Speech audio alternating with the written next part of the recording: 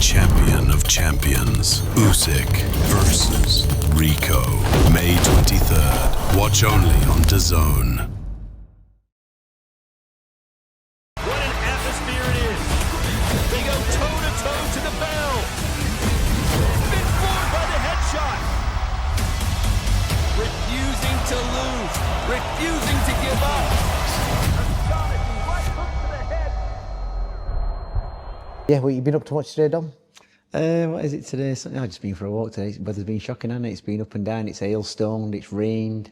I've had an hour outside with the kids and I've been back doing some work on clients and diets and stuff. So yeah, a bit tired because I watched the fight last night, which I don't normally stay up and watch. But it weren't on that late actually. It weren't too late to be honest. And so yeah, when we got that free link off DAZN, didn't we, to access it, to watch it, so... Yeah, the DAZN fight finally came about, but I'll come to that in a bit. But you know what, we're normally plugging all sorts. I'm actually going to plug your diet plans because I'm on one of Dom's diets and I've been pestering Dom non-stop and I've lost 6.5 kilos in about 5-6 weeks. And that's literally been just simple guidance, simple instructions from Dom. So yeah, even though I've known him for this long, I've never been on one of his diets. How long is it since you had your condition? 2 years? Yeah, about 2 years. Yeah, so obviously I put a lot of weight on recently, but I've literally just dropped it all. So yeah, feeling good, mate. I'm feeling good. Can see the jawline again. And but yeah, if you want to see your jawline and want to have a nice flat stomach, hit up Dominic Ingle. So, you know, the funny thing is, Dom, I was talking to Johnny this morning. I went to his house. Funnily enough, the sun was out when I was at his house. I think you've been to his house more than I have. I think I've been to his house. I don't even think I've been to this house where he lives. No way. No, that not fancy, to the, fancy barn. Never been to it. Never been to it. Well, it's not even a house. I've actually been on the driveway and I got run off by security. They probably thought I was trespassing. Okay. He weren't in at the time. Well, it's like a barn. He's got ponies in the garden. He's got chickens in the back, and he's got a fake gorilla. Could I make it up? Literally living the life. A proper success story, Johnny Nelson. When I see his house, I think, you know what? He's like an old-fashioned plantation owner, isn't he? Basically, yeah. But I just love the fact that this is a guy that lost his first 3 fights and he's living the life he's living now. It's a proper success story of never giving up. But we was talking about moobs, man boobs, the politically correct term. Bitch tits. Well, I say bitch tits. I don't think you can, but slang. It's just slang in it. Is it? Yeah. It's not referring to women. It's just what they call it. But yeah, we was talking about Zapply, how it can support you. Well, the thing is with Zapply, you know, it's like there's another story when I'll just tell you what somebody pulled up earlier on and waved a bottle of Zapply at me. I'm on this. I've bought it because you recommended it, and this fella's about 60. I says, you want to be careful, and he's a Muslim. I says, you want to be careful. I says, you'll be having more kids. You went, you what? I says, you'll probably be having more kids. He went, are you serious? I goes, you could be. So it was funny because his face dropped because I don't think he wants any more kids. All his kids are growing up. But there's two products in Zapply. Maca and ashwagandha, and they're both adaptogens, which is stuff what kind of supports your body, especially the hypothalamic pituitary testicular axis, which is a little control center in your brain what regulates your hormones. And there's been loads of studies on these two things, and people poo-poo it and say it's a load of rubbish, but when you actually read PubMed or anything like that, any kind of studies they've done on it, it all says that it has a positive effect on male hormones, even on female hormones. It's also probably a very good thing for boxers because it's a neuroprotective, protects your brain, protects your heart. There's a lot of things it does in a very positive way, but people don't, especially the pharmaceutical industry, don't want you to go down this route because they'd rather sell you drugs instead of these basic herbs which have been going back thousands of years. So it all does work, and it's down to the purity of it and the combination of it and how regularly you take it. So, you know, some people get fantastic benefits out of it, some people get mild benefits out of it. But yeah, you're right, the imbalance of testosterone and estrogen in men creates man boobs. You tend to find it a lot in beer drinkers. Beer contains what they call phytoestrogens, which are like mimic estrogen in your body. And they say that in a pint of beer there's not enough to influence that, but if you're drinking beer over time and time and time again for years and years again, you develop that gut and you develop the boobs. That's what happens. So they call them moobs, don't they? Even better reason not to drink alcohol. But yeah. Well, beer. Yeah, so it's a great insight into how certain things can help you. And again, I've seen a few people moaning, why do you guys keep pushing Zapply? I was like, what do you want us to do? Push like prize draw companies who are, you know what I mean, like we're 10 a penny at the moment, which is effectively another form of gambling. But we're pushing a brand that we believe in, and people have tried it, and it's doing a great job. And there's a reason why hundreds of people have bought off the link that we've got set up in the comments. So if you're interested in it, hit that link pinned in the comments and join the hundreds of people that have already purchased it. And there's a reason why so many are buying it. So yeah, some great insight there. And every time we do speak about it, we'll always add some extra education. So let's jump into the boxing. So Fabio Wardley, that's the first thing I want to speak to you about. I think you said to me the other week, you know, he needs a long break, etc. But being the kind of man he is and the way he fights, and obviously there's no way he was going to refuse that rematch. And I saw some interesting point. I don't know the ins and outs of it, but AJ had a rematch clause with Dubois as well. For some reason, he never took it. I can't remember what the reason for that was, but Fabius took it. Well, what other option has he got? I mean, it's like a guaranteed payday again, isn't it? And look, you know, I think you could think, I'm not saying, you know, this is exactly how he thinks, but if you look at the first fight, it was kind of, even though when he was losing, it was kind of presumed that he was going to pull out this magical punch out of midair and turn the fight around on one shot, because he's done it a few times. So that never happened, because if you see the fight, obviously people did, Dubois had it kind of covered. And maybe apart from obviously triggering the rematch and wanting the money, because it makes sense. What is he, if he doesn't trigger the rematch, what is he going to get? He's going to get a lesser fight for less money. So he might as well go in at the top and get the big, you know, it'd probably be less money as he's coming in on the rematch. And he's probably got the way of thinking, well, you know, I boxed Fraser Clark. It was a close fight the first time. Then I went out and blitzed him the second time. Maybe he's working on that presumption that he's learnt something in that fight, what's going to turn it around for him, and he's going to win the fight. And it could do, but I just think this is the first time Fabio's been beat, and Daniel Dubois found the way to beat him. And Hune was beating him, and he got beat. He didn't find a way to beat him. So once I think you find that way to beat a fighter like Fabio Wardley, boring doing a U-turn and going off the rails and completely losing his mind, Daniel Dubois should really know exactly how to deal with him the second time and make it an easier fight. He should do.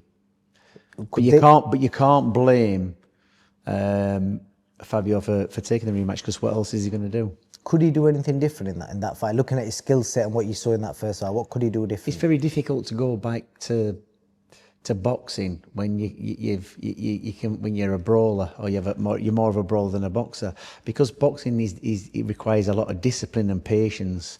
And you know, if that kind of fast method crash bang wallet works for you, it's kind of easier to do.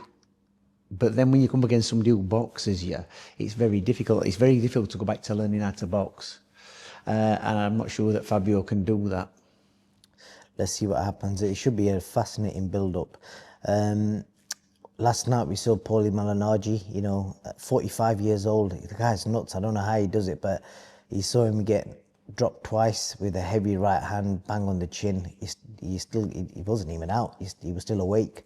What do you kind of make of that when you see a world champion in that kind of state? Well, he's way past his best. He's 45. He's not in his prime anymore, is he? He's getting paid. He's a prize fighter.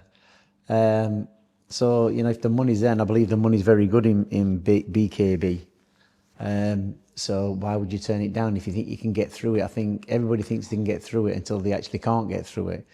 So, you know, and Paul ended up on the floor twice and he got stopped, but he'll have had a massive amount of money. And it's the same old thing, innit? Risk to ratio benefits, that's what you got to think of. And there will come a time when it's not worth taking that risk for no amount of money, because that last fight could end up in hospital. You could end up in hospital. You've only got to look at the casualties of boxing and fighting and combat sports over the past, and look at the worst case scenario where people end up when they've gone on a bit too long. Yeah, well, you mentioned the money side of things there. It's interesting because I spoke to, I'm not going to name him, but a fighter that's had 2 fights in bare knuckle, and he had, I'm sure he had at least 20 plus pro fights. He was a champion at a certain level as well, and he's made more money in them 2 bare knuckle fights than he made his entire boxing career. Well, I know when I spoke to Kel, because they made Kel an offer, and Kel said the money was really, really good, but because it's just not my thing. So it will tempt people, and fair play if they're putting the money where their mouth is, and people fancy that, because a lot of people who got into boxing, and especially the one that you're talking about, they either come off the doors or off the streets, or they've had some kind of wild childhood, so they're used to scrapping, aren't they? And strike while the iron's hot, get the money while you can. You got big hands, Tom. Would you ever fancy it if they said Dominic will pay you a decent dough? Listen, I don't want to spoil my good looks. It took me years to get this kind of look going on. Well, now that you're a podcast, you've got to be able to do more than smack your lips in that game, and that's all I can actually do. So, well, now that you're a podcast star, you're an ambassador for Zappoli, I'm pretty sure they'd probably sign you up and get you in there, because there's some proper random people on there. Don't appeal to me. Definitely don't do it. All right, cool. Let's move on to Dave Allen. You described it as a suicide mission the last time we spoke, so we didn't really do a prediction for the fight because it was pretty obvious what you thought was going to happen. You obviously saw the venue, because your big argument was, why on earth is Frank Warren paying for him to fight Hrgovic? It's all kind of come clear now. It was we suspected it anyway. Hrgovic appears to be the next opponent for Itauma. The venue had about 12,000 people there. So no, they weren't. That was it not? Look, I looked at that, and I know people who went. It was about a third full, so they weren't. It weren't a sellout, were it? Let's be honest. It wasn't a sellout, but there was a decent amount. Let's just say if it would have been between 8,000 and 10,000 at least, which would probably generate not far off £1 million gate. Then you're talking the money off the TV revenue, sponsors, etc. So the money was clearly in that event. So Dave appears to have, in fact, I can quote Eddie Hearn. Eddie Hearn said after this fight last night, Dave Allen has earned over £1 million in his recent run with Matchroom. So that kind of adds up. Recent run with Matchroom. Yeah. So the last, say, the two. Did he box? Did he box in Saudi under Matchroom? Yes. So so he could have ended up. He could have had 999,000 from that fight in Saudi Conte and had 1,000. But listen, no. So he must have got, like what I'm saying, he's had about 3, 4, 6-figure paydays. When you've been in boxing as long as I have, and you listen to people talking, a lot of it's inflated. And I could do a lot of Eddie Hearn quotes when he said certain things are going to happen. Yeah, and one of the famous quotes is when Kell Brook boxed in America, and there's going to be a fantastic training camp set up when you get out there. And when we got there was nothing. So you take it with a pinch of salt. What was there when you got there? Nothing. We had to go end with at top rank. But there'll be some interview somewhere when Eddie's saying that. But luckily, because I've been around boxing a long time, I had no expectations, and we sorted it ourselves. But what people actually say, imagine Don King, all the things that Don King said over the years, and then when the stuff comes out, it sounds great, doesn't it? And you've got to build it up. You've got to create hype around boxing. And like I said, I read some of the comments actually about the Dave Allen interview, what I said, and people saying, oh, he's, Dominic Ingle's hating on Dave. I'm not hating on Dave. I hope he got paid a fortune for that fight. I hope he did get life-changing money, because boxing's a dangerous sport. Or what I've got a kind of an issue with is when people start fluffing it up and telling lies about it, it's not actually what it really is. So personally, if I were Dave Allen, or somebody disputed what I said, I said, well, there's my cheque. Look, that's my bank account. That's what I got. So there you go. Off you go. You don't know what you're talking about. That's what I'd do. But whether he did or he didn't, I hope he did. And he got his event there. But as predicted, and it's like, it's not good saying, I told you so. Because I told you so generally means when it's gone wrong. And Dave's a nice kid. He's been down here. He's done his thing. He's been a great character in boxing. So I hope he did get his money. But that was all he set up just for Hrgovic to go onto that other fight. I don't think it was ever scripted for Dave Allen to win. And if people honestly believed that he had a chance, or that the promoters thought he had a chance, it was just a passageway through Hrgovic to get onto the next fight. That's all it was. And it was in Dave's hometown, and it was kind of financed by Dave's career, because realistically, if they put that fight on with Hrgovic and anybody else, who's going to watch it in England? Really, nobody. Oh, he got beat by Dubois. So Dave was the vehicle for promoting Ergovic. That's what it were. But hopefully Dave got paid out of it handsomely. So if he did get paid handsomely, would you class, based on what's happened, 3-round stoppage, corner throws a towel in, we'll get to the corner bit, but looking at that scenario, if he did get $500,000 or whatever, if that is the figure, is that a good business transaction for him? Of course it is. So it was a fair deal for him. So talking of the actual fight, what did you make of what you saw? To be honest, Dave's all right. Look, Dave's probably too brave for his own good. He's got a solid chin because that kid hit him with some proper pisses, didn't he? Full on the button. What I did have a bit of a problem was with Steve Gray letting that fella hit him round the back of the head. It's not on in boxing. It should have been stopped. Not that he'd have altered much. And people say, well, Dave Allen were dipping. It doesn't matter whether you dip. You have to hit the target. It's like if somebody goes on the floor, you don't hit them because it's not allowed, but neither is hitting on the back of the head. So if you're going to throw a shot and somebody's dipping, you have to kind of pull your shot so you can hit them in the face because the target area is kind of here. Not here, back of head, top of head. It's not, you know, it should have been pulled up about that. Because that's damaging for fighters and it shouldn't be allowed in a fight, getting hit at the wrong part of the head. I don't care if they're dipping or not. That's a defence move. So I did have a bit of a problem watching that. It were a bit, at times, I were wincing a little bit because if you've ever been punched in the back of the head or at the side of the head where you're not supposed to be punched, it's very, it hurts and it's disorientating and it's dangerous. So I didn't particularly like that about it. But it should have been stopped because Dave wasn't firing back. You know, there could be a possibility that Ergovic we're going to run out of steam a bit later on. But, you know, you can't really take that risk. So for me, you know, Jamie Moore stopping it, it was 100% the right decision. Obviously, that moment in the decision, you saw Steve Gray looking at Jamie. They were kind of looking at each other and just waiting, and then it kind of went off. Did Steve Gray do the right thing, just waiting for the corner, or should he have stopped it? Well, at the point, you know, the referee could have stopped it, but... Is there a thing with referees? Because we've seen 2 weeks in a row now where the referees really want the trainer to stop it. Look, if you watch fights in America, I've seen some of the American referees, a fella's been down twice and absolutely gone, and they've stood back up, and the referee said, all right, and they let it carry on, and then they've got absolutely annihilated. So I'm glad that UK referees err on the side of caution. It's a good thing. But Steve Gray is quite a good referee, even though I didn't agree with his handling of Bradley Skeet and Hamza SHEERAZ fight. On the whole, he's one of the good referees. Howard Foster's a good referee.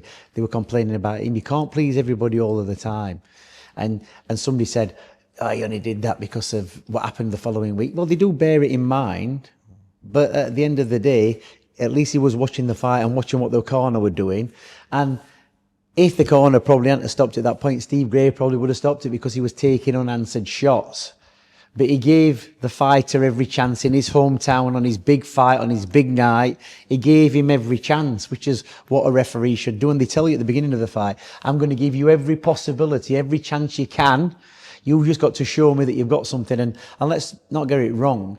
Dave Allen wasn't out on his feet. He was taking the shots, and because Steve Gray's familiar with him, he knows he can take a shot. He knows it's going to be a lot to take him out. And if it had gone down, Dave Allen got back up and he got hit again under a barrage of shots, Steve Gray would have stepped in and said, well, that's the first count. You're on the floor. So you're obviously showing me you're in trouble. Right? You're in trouble, but he didn't go down. He got back up. If he got back up and then he got hit and he wobbled, the referee would have stepped in. But the referee gave him every chance, which is what you're supposed to do. Yeah, fair play. And there have been times when a fighter's been in trouble. Mickey Van did this. A fighter was in trouble. The corner threw the towel in and Mickey Van threw the towel back out. That was a classic. Because he can overrule the towel being thrown in. So just remember, bear that in mind as well. But it wasn't a bad stoppage. It was better too early than too late, because another 1 or 2 rounds and it would have definitely been too late. And that big payday that Dave Allen got probably won't be worth spending. Well, the interesting part is that Steve Gray and Howard Foster are both big fans of this podcast. So if you're watching, shout out to Howard Foster and Steve Gray. Two lovely men as well when you get to know them. So the stoppage you're happy with. Dave Allen's dad, your old mate, Dave Senior, got in the ring at the end of the fight, and it was quite funny actually because you can see where Dave gets his brutal His honesty dryness from. his dryness and his brutal honesty and no shit giving attitude. I don't know if it's a Sheffield thing or what, but Well, he's not from Sheffield. I He's mean, from like he Doncaster. trained you, didn't he? Like with your dad and stuff. Yeah, but he was like Conisbro's a pit village, innit? And everybody knows everybody. But carry on, go on. He just grabbed the mic and he was like, "Yeah, stop too early." And then he said, or basically said, Jamie Moore stopped it early because he was probably thinking about the week before with Ben Davison and the stick Ben got for allowing it to carry on. So he basically said that maybe he stopped it because of that, and he said the fight should have carried on. No, because look, we could do some comparisons then, shall we? Probably Dave Allen Senior were probably a bit cheesy because he's going to have to walk around village now and answer to everybody why Dave didn't win the fight. Probably, maybe. Secondly, Jamie Moore boxed in a lot of fights, high-level fights, and he can fight Jamie Moore. Trust me, I've been up against him, and he's very quiet. You very rarely see Jamie Moore bragging off and telling people how it is. He just talks how it is. I think he knows what his level is as a trainer. He's come through the ranks. He got looked after by a good manager, Steve Wood, so he knows the game. He's not particularly high profile when he starts chucking himself out there. On the other hand, you got Ben Davison, who didn't box as a pro. He might have boxed amateur, I'm not sure. So there's a bit of a difference in comparison, and I don't think Jamie Moore is going to be too concerned what people are saying or comparing him to Ben Davison. I just don't, because I don't think Jamie's that type of kid. Jamie made the choice on what he thought, regardless of anybody else. So we can throw that one straight out the window.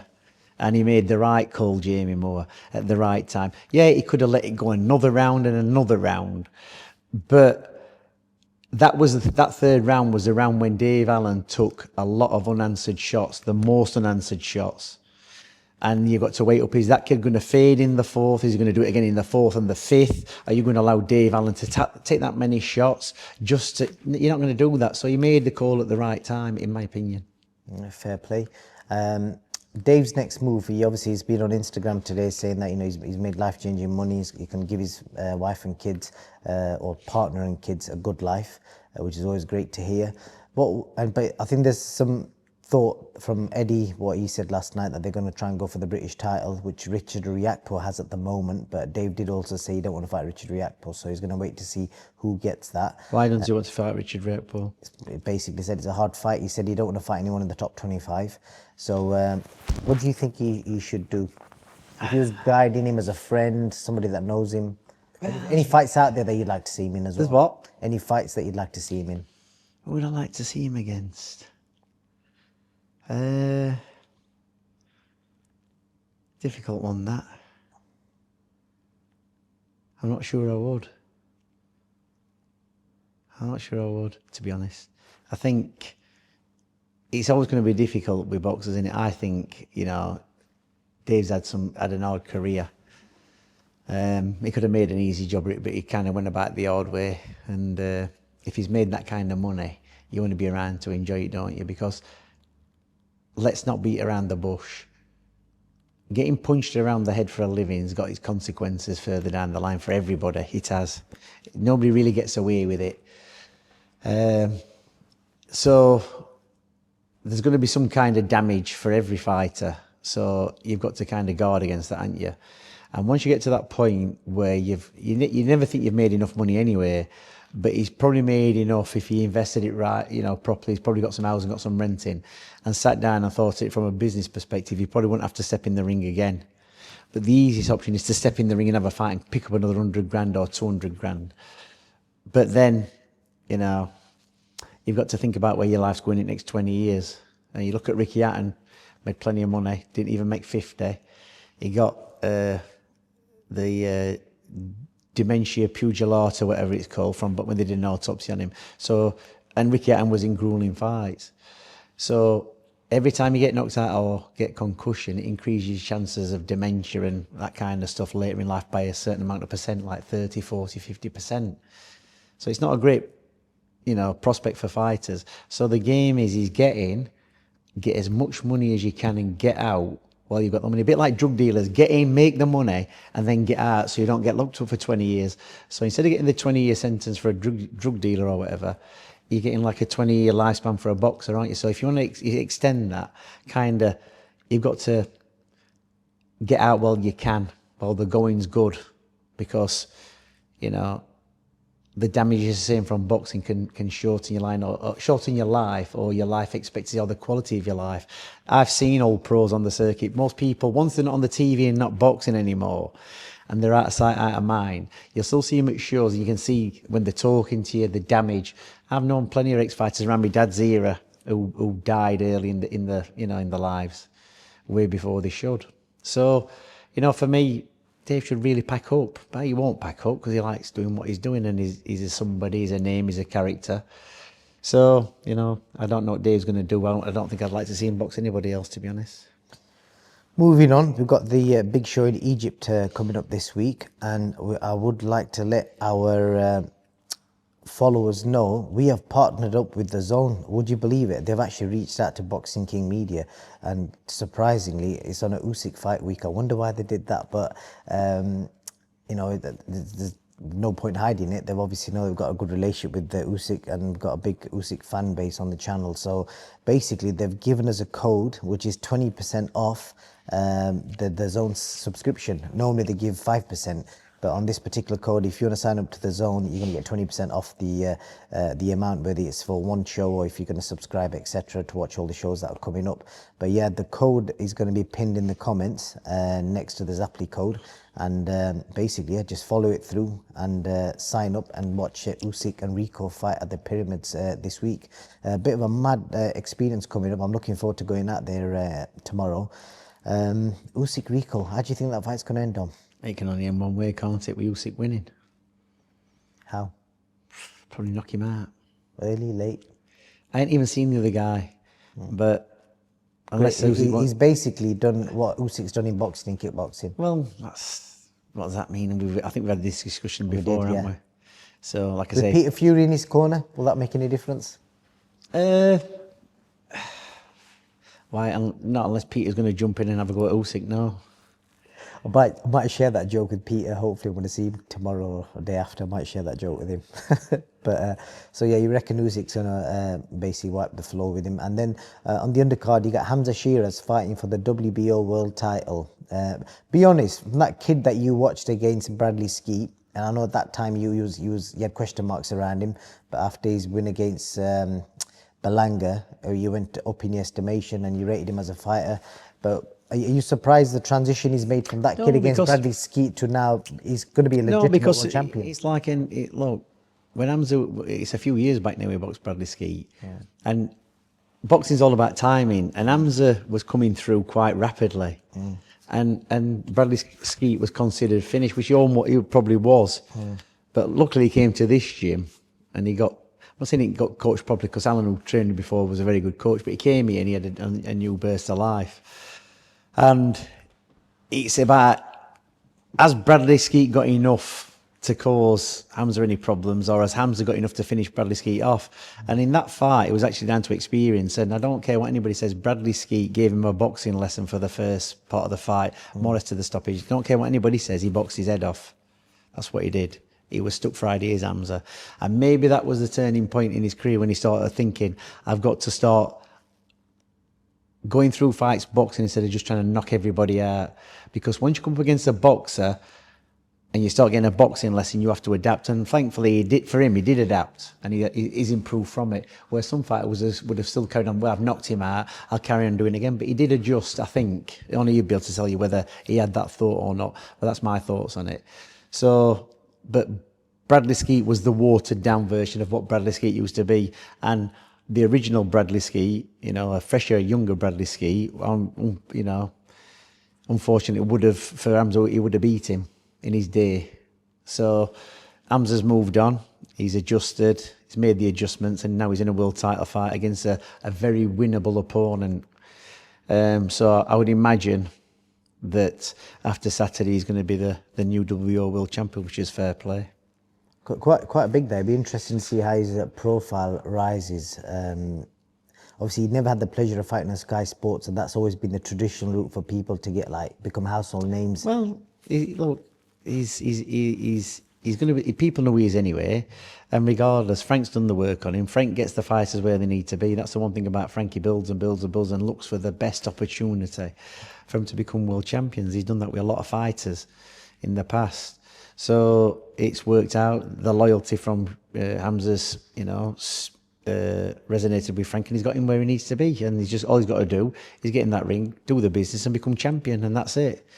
It'll be interesting what happens after that, the fights he gets, the other champions, if he boxes any more champs, any unification fights, any big names in the sport. It'll be interesting. That'll be the interesting bit, because obviously when fighters become world champions, you can sometimes change people themselves, change the teams around them. They get bigger or they get smaller.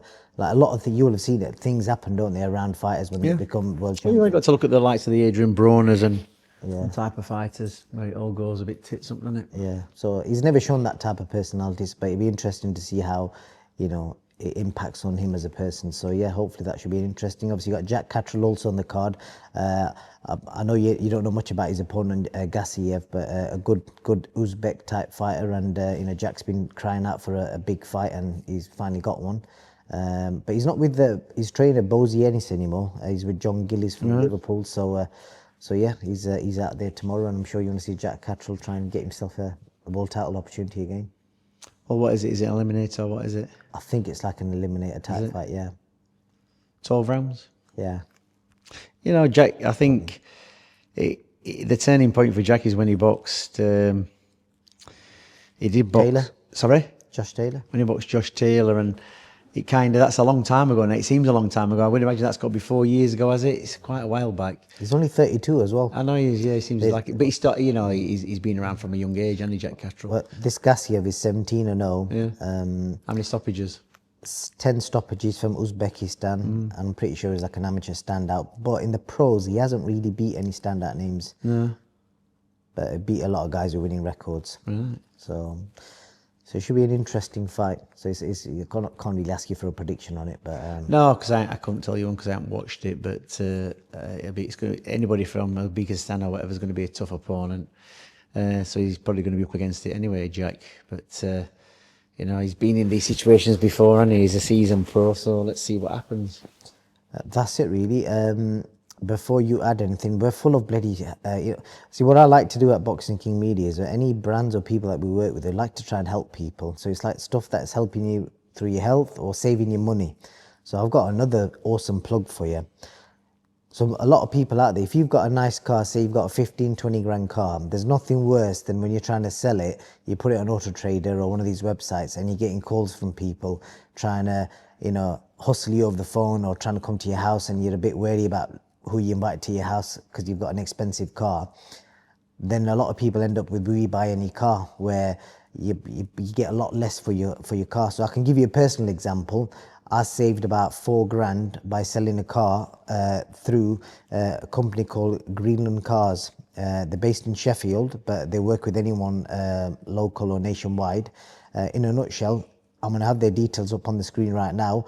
If you ring them up, and if you've got a car, say an expensive Merc or any German type car, and you want to sell it, and you don't want to get conned by We Buy Any Car and get paid peanuts for it, they will sell the car for you, and they will pay you a lot more than you would get from We Buy Any Car. Might be worth me giving him a ring. I've got a 57 plate Vauxhall Zafira. It's worth about 1,500 quid. Maybe he can get me about 3 grand for it. We'll see if he's worth his salt. Well, We Buy would probably pay you £300 for that. No, I'll get on to him, because if I tell him that I'm worked with BKM, Boxing King Media, he'll probably give me a good price on it just so I give him a plug. Yeah, definitely. Might be worth a go. 100%. So if you're watching this, you're probably going to see me down at your place on Monday morning with this clapped out 57 Vauxhall Zafira for a good price. Your car will stand out, because if you look at their stock list on the website, I'll have the website address up now. They sell very expensive cars, but yeah, if you've got a car that you want to sell and don't want the hassle of someone coming to your house and don't listen, once alloys have been polished up, I've got a bit of T-cut on it. It looks like brand new. I'm sure you'll be able to sell it. I'm afraid to break it to you, Dom. I don't think anyone's buying that, so I don't think anyone's doing that. But yeah, so that's our latest bit of money saving tip for you out there. But yeah, amongst the boxing talk, that's it really, Dom. We'll probably catch up after the Egypt show, and it'll be interesting to see how the boxing landscape lies after that. Hopefully it's not death on the nail. Yeah, can you imagine if Rico pulls off becomes world champion in his first or his second professional fight, it would literally, it'd cause chaos. We'd have to do an emergency Zoom podcast. If that happens, we'll be on the Zoom on Sunday night because From the top of the pyramid, yeah? yeah, from the top of the pyramids, but I don't think that'll happen. But yeah, that's it really. Yeah, any last words? No, that's it. Any wisdom you want to leave the followers with tonight? Because there'll be loads sat in bed. Because last night when I posted this last week about 11 p.m, I think by the time it was 1 a.m, it'd already done like 25,000 views. 25,000 people probably sat in bed. Do you know what? The thing is, I think we kind of shot ourselves in the foot here a bit, because them fellows who are watching this podcast at 10 o'clock at night in bed with the missus must be a sad bunch. So if they're on this Zappler, they certainly won't be watching our podcast, mate. They'll be on something else, and it won't be it won't be on Boxing King Media. So we might find this is the time there, because a lot of people have bought that product, that this is when the numbers start to dip on the podcast, because 10 o'clock Sunday nights is not what they used to be. That's very true. That another simple Zapply plug for you. Get Zapply. The link is pinned in the comments. Dom, thank you very much, and we'll leave it at that. The reason God gave you fear is so you can survive. What